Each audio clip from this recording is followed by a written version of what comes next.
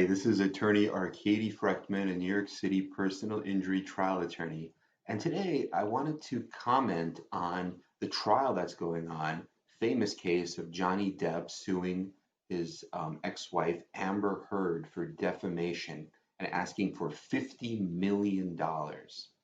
And so Johnny Depp testified, and this is some of his testimony. And I just wanted to play some of it and give you some commentary from a legal perspective and some insight into what I was watching.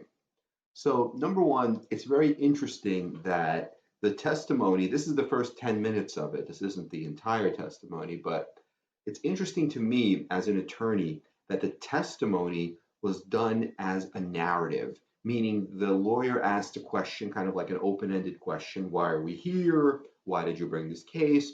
And just let him talk. And he just started, talking and gave a narrative. And we could play a little bit of it and then give you some commentary.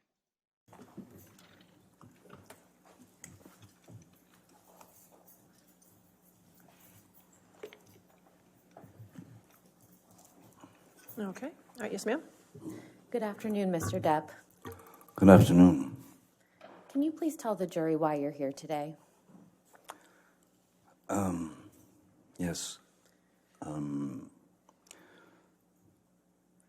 About 6 years ago, Ms. Heard made some quite heinous and disturbing, brought these disturbing criminal acts against me that were not based in any species of truth. It was a complete shock that it just didn't need to go in that direction. So what happened here is that he keeps testifying, I believe, for the first 8 minutes just to answer this one question, right? Why are we here? And I thought his testimony was effective in that he's slow, he's calm, every word resonates, every word makes sense, he's thoughtful. And if you keep listening, he talks about other people. He talks about the effect it had on his children. So he's trying to be empathetic. He's trying to show empathy, that he really doesn't care. He's not selfish. He doesn't care only about himself, but he cares about other people. And he tries to play the victim in the best way that he can. So he was probably, he is an actor, he's a famous actor. He was also probably coached and prepared by his attorneys and other professionals that led up to this. But from the comments and from other commentaries I've watched on YouTube and other sources, it seems like a lot of people are on his side. And just in the way of background, very briefly, I believe the case is about the fact that she published some kind of article in the Washington Post, and the case is going on, the trial is going on in Virginia, because in the state of Virginia, the law says that you could bring a case where the tort arose, right, where it happened. And since it was published in the Washington Post, which is in Virginia, and they keep their servers in that state, you could file the case in Virginia. And Virginia's defamation law is pretty favorable when you compare it to other states, like in California, where Hollywood and where Johnny Depp resides. It might not be that favorable. There's an anti-SLAPP, which really protects the First Amendment and the right of free speech. And then if you file a case like this and you lose, you may have to pay the attorney's fees and the costs of the prevailing party, which could be in the millions and millions of dollars. So it's very risky. So there was a lot of legal strategy that went into this. But just listening to his testimony, and we could continue it, it sounds like, it sounds pretty credible, and he's just giving his opinion. So the overall overarching story is that Amber Heard accused him of domestic violence, that he was attacking her, and he said that never happened. They did have some incidents. At one point there was a story, I think in 2015, when he was drinking some kind of vodka and she threw a bottle at him and she actually hurt him. She severed one of his fingers. And so they had a lot of rough patches and a lot of fights, but he said that he never hit her and he actually never struck a woman in his life. And for a celebrity to say that, it's very powerful, because if it were untrue, then there will be all these people coming out of the woodwork, right? He's a celebrity. I'm sure he's met a lot of women, a lot of people, with all the movies, all the shows, So if it was untrue and there were people coming out of the woodwork to call him out on it, then he wouldn't be able to say it. So the fact that he says it, and he says it confidently, that gives some kind of credibility. So we can continue listening to it. As nothing of the kind had ever happened, though the relationship, there were arguments and things of that nature, but never did I myself reach the point of striking Miss Heard in any way, nor have I ever struck any woman in my life. And that's what we just talked about, that he says he never struck a woman. And so, but the overall thing is that when she wrote that article, she kind of tried to join the Me Too movement, which, exposes people who either sexually harassed women or who hit women and domestic violence. And that entire is a very strong movement, right? We saw it in the Olympics with gymnastics, with people preying upon gymnasts. We saw it with Harvey Weinstein going to prison, Bill Cosby. There have been a lot of cases, a lot of actors being accused. So Johnny Depp being accused, he hasn't really made too many movies after that, and the movie industry has kind of shunned him. But if the accusation is in fact false, then it's unfounded, right? And then he's being harmed, and that's where the 50 million comes from. And so at the time, because the news of this, her accusations had sort of permeated the industry and then made its way through media, and social media became quite a global. Jesus Christ is the most important person who ever lived, and yet there's so much we don't know about him. Okay, we got a little ads.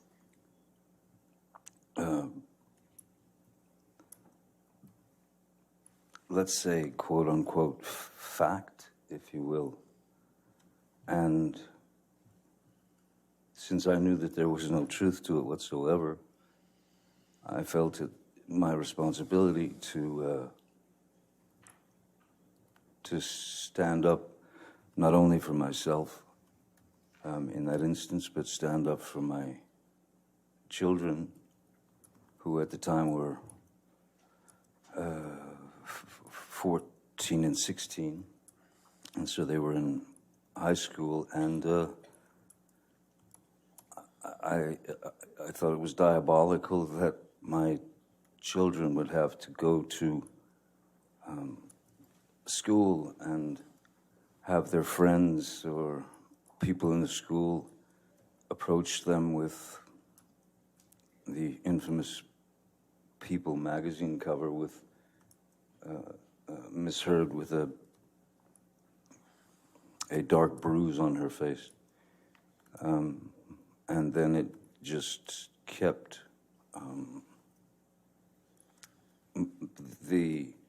it kept multiplying. It just kept getting bigger and bigger.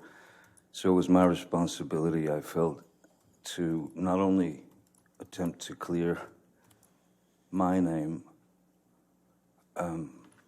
for the sake of, well, for many reasons, but I wanted to clear my children of this horrid thing that they were having to read about their father, which was untrue. And also, after many years of being in this industry,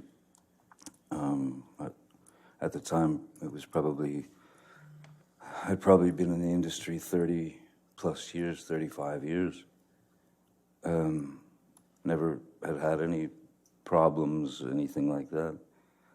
And so we can see he continues on. We're only on like 4 minutes and 42 seconds. And I believe I watched this earlier and he goes on for 8 minutes just answering this one question, why are we here?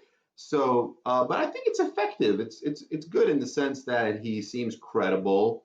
He's calm. He's deliberate. He's taking his time, and each word kind of resonates. And a lot of people say, that the music or the power of music is not necessarily in the notes, but it's in the spaces in between, right? And what he's doing here is he's pausing and he's allowing his words to sink in.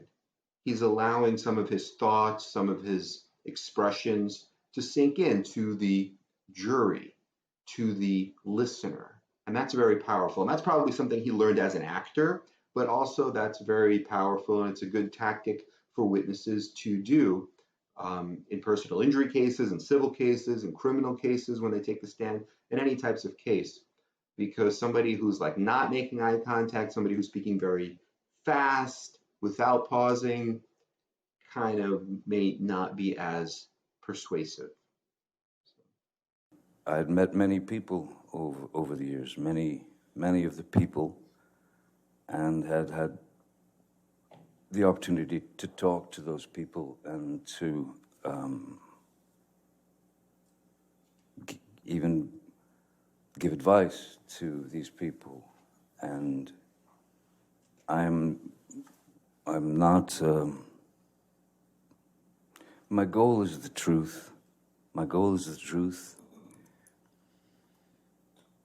because it killed me that people that I had spoken with, that I had met with over the years, who maybe were in a not such a great position and they need.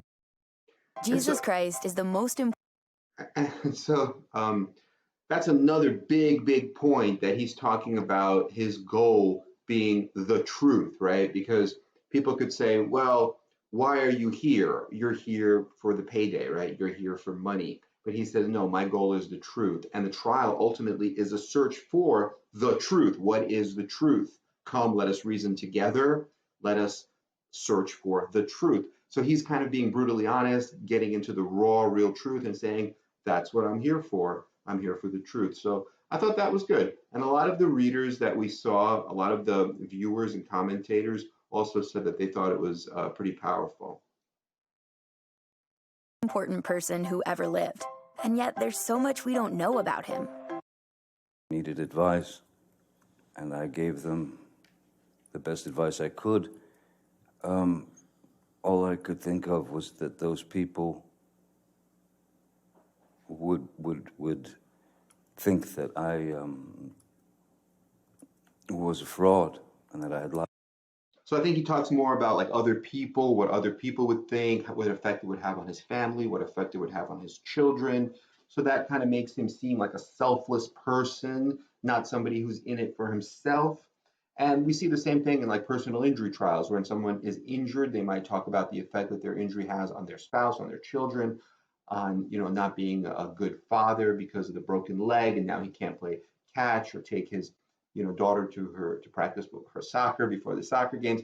So the effect that it has on other people, and that's kind of more powerful than being like selfish and being like, oh, I can't do this, I can't do that. And it's almost like you want to help, you want to be the victor, you want to be victorious, you want to be the hero, and you're trying, but you just can't because of the limitations, because of what's been taken from you, let's say in a personal injury case. So this is kind of like a parallel where he talks about his children, he talks about the effect that this has had on other people. So I think it's powerful. Overall, I think that it's his testimony was pretty good. And if you look at some of the comments, like some of the comments even here, I think they say even if he doesn't win, he's won. And then they say that Amber is disgusting, that she's the one who's bad. A lot of people say, love you, Johnny. So it seems like his testimony, had a good impression. We don't know about how the trial will resolve because it's still going on. It's going to be a 6-week trial. And also, we don't know about the jurors because I don't believe the jury selection itself was public. So, but that would be interesting to see how the jurors are reacting. So we'll have to wait and see. But from what I've seen so far, he's been a good witness, and we'll have to see. So let us know what you think. If you have any questions about this case or any questions about being a witness in general, and what you thought. Okay, have a great day, everyone, and we look forward to speaking with you very soon. Bye-bye.